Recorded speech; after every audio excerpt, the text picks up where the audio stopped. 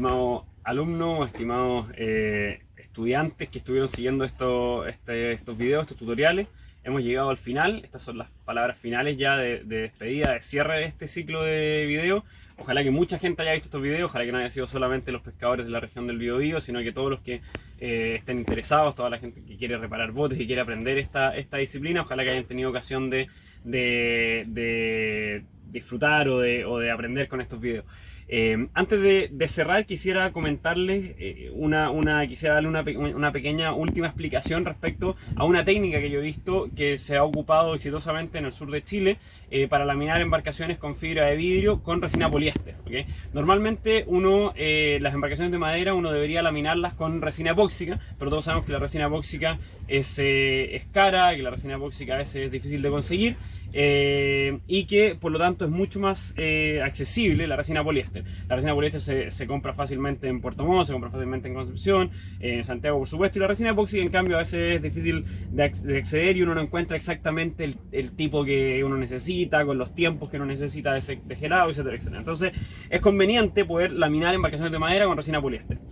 Y a pesar de que uno debería no hacerlo, uno debería laminarla con resina epóxica, existe esta técnica que les voy a comentar. Entonces, se acercan aquí, ¿no es cierto? Uno tiene aquí una embarcación tradicional de madera, construida con tablones, ¿no es cierto? Con una estructura de cuadernas, quilla, etcétera, etcétera. El primer paso consiste en que esto tiene que ser lijado con un grano bastante grueso, grano 30, 40, ¿no? Con un galletero, con un disco flap. Toda esta superficie del barco tiene que ser bien lijada, tiene que hacerse en un ambiente seco, o sea, esperar que hayan varios días sin lluvia, etcétera, etcétera. Y esto tiene que quedar la madera entonces bastante seca y bastante limpia y bien texturada. Ese es el primer paso. El segundo paso, uno aplica unas 3 capas más o menos, tal vez de un MAT 450, ¿no es cierto? Un Woven Robin 600 y un MAT 450 para terminar, y lamina toda la embarcación, ¿no es cierto?, con este esquema de laminado.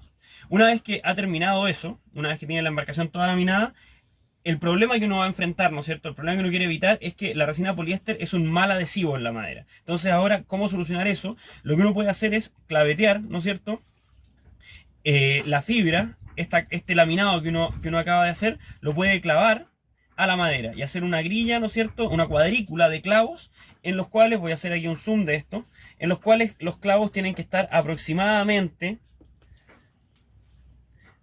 a 10 a 15 centímetros de distancia, ¿ok? En la cuadrícula. Aproximadamente una cuadrícula en que los clavos están a 10 a 15 centímetros de distancia. Los clavos no pueden, por supuesto, pasar a través de la tabla. La idea es que su longitud sea menor que el espesor de la tabla. Y con eso uno logra, ¿no es cierto?, adherir esta primera capa a la madera. Y después viene el tercer paso, que consiste en aplicar encima de los clavos, ¿no es cierto?, encima del laminado, otro laminado igual, ¿no es cierto?, MAT Woven Robin 600 y MAT 450 para terminar. Ese es el segundo laminado y es el tercer paso del proceso. Y con eso entonces quedan cubiertos los clavos y queda todo esto, ¿no es cierto?, transformado en una unidad estructural, por así decirlo. Obviamente el procedimiento es un procedimiento un poco irregular, por así decirlo, ¿no? O sea, teóricamente, si uno lee los libros y todo, siempre debería uno laminar madera con resina epóxica. Pero en el sur ha habido buena experiencia con este procedimiento, por lo que yo he visto, y yo los invito a que lo vayan probando, ¿no es cierto?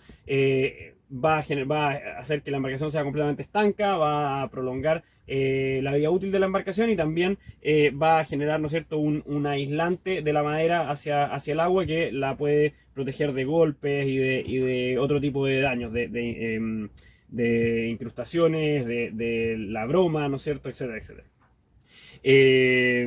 Y bueno, los invito a que vayan experimentando y a que vayan probando distintos métodos de aplicar este sistema. Y en general también, la invitación ahora es que ustedes sigan intentando, ¿no? Que no se queden con lo que yo les expliqué, que no sea simplemente esta experiencia, estos tutoriales. Hay muchos más tutoriales en YouTube, hay información, pero así para tirar al cielo, sobre cómo trabajar con fibra de vidrio, con distintos materiales, distintas técnicas.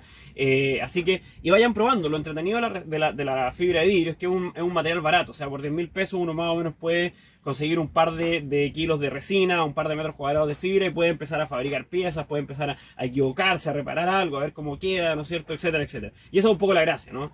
La gracia es que a uno le den las nociones básicas y que ahí en adelante uno se lance y continúe aprendiendo, continúe desarrollando y que en el fondo todo el conocimiento vaya compartiéndose y vaya aumentando, ¿no es cierto?, la capacidad técnica que tenemos en el país en torno a los materiales compuestos aplicados a embarcaciones y al mundo naval.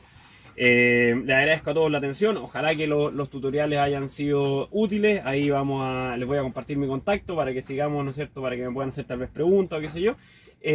Y me despido y nos veremos ojalá en alguna próxima experiencia, ojalá que ya no virtualmente, sino que ojalá en persona cuando ya todo este asunto pase y estemos todos reunidos en Chile en algún curso presencial. Muchas gracias a todos.